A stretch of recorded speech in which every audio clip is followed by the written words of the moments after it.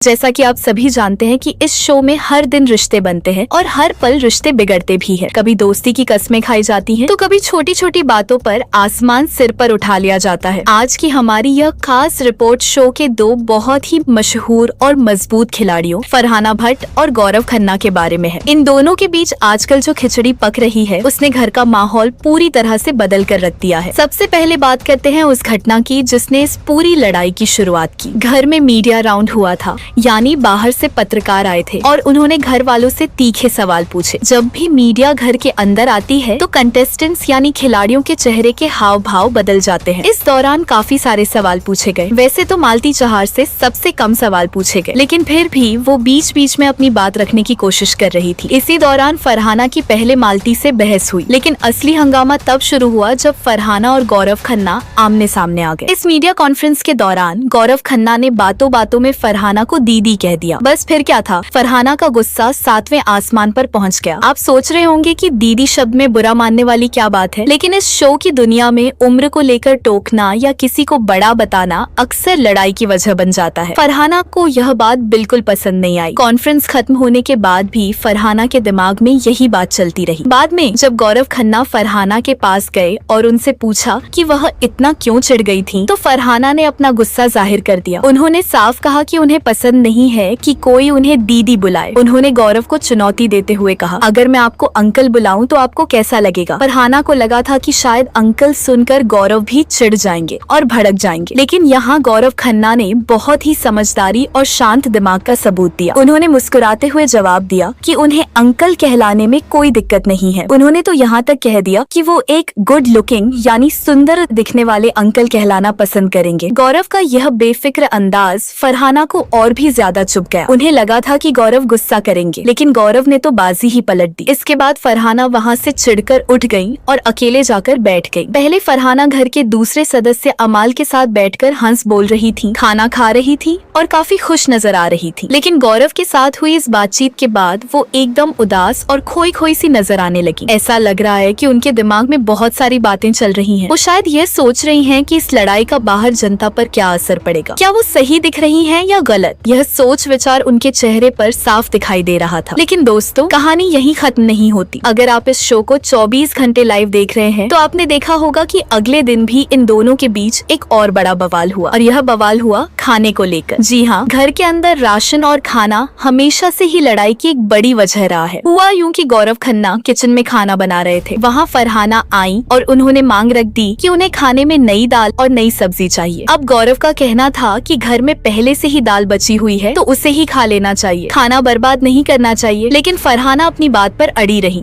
उनका कहना था कि हम सिर्फ अंडे और बची हुई दाल खाकर गुजारा नहीं कर सकते, हमें अच्छा और ताज़ा खाना चाहिए। इस पर गौरव ने बहुत ही कड़े शब्दों में जवाब दिया। उन्होंने कहा कि यह कोई रेस्टोरेंट या होटल नहीं है जहां आप अपनी मर्जी का ऑर्डर देंगी और खाना बनकर आ जाएगा। उन्होंने साफ कह दिया कि अगर फरहाना को कुछ अलग खाना है तो वो खुद बना ले। यह बहस काफी तीखी हो गई थी और पूरे घर में इसकी गूंज सुनाई दी। ये सब आपको आने वाले एपिसोड में देखने को मिल सकता है। अब अगर हम इस पूरी स्थिति को थोड़ा गहराई से समझें तो ऐसा लगता है कि फरहाना भट्टी एक बहुत ही सोची समझी रणनीति यानी स्ट्रेटेजी के साथ खेल रही है। फरहाना को शायद यह एहसास हो गया है कि गौरव खन्ना इस शो के सबसे मजबूत खिलाड़ी है और उनके जीतने की संभावना बहुत ज्यादा है। अक्सर गेम में ऐसा होता है कि अगर आपको आगे बढ़ना है तो आपको सबसे मजबूत खिलाड़ी से टक्कर लेनी पड़ती है ताकि आप भी नजर में आए। फरहाना को लग रहा है कि गौरव वैसे भी जीतने वाले हैं, तो क्यों ना उनके खिलाफ खड़े होकर खुद को मजबूत दिखाया जाए। यह एक बहुत ही चालाक और शातिर दिमाग का खेल है। घर के अंदर रहते हुए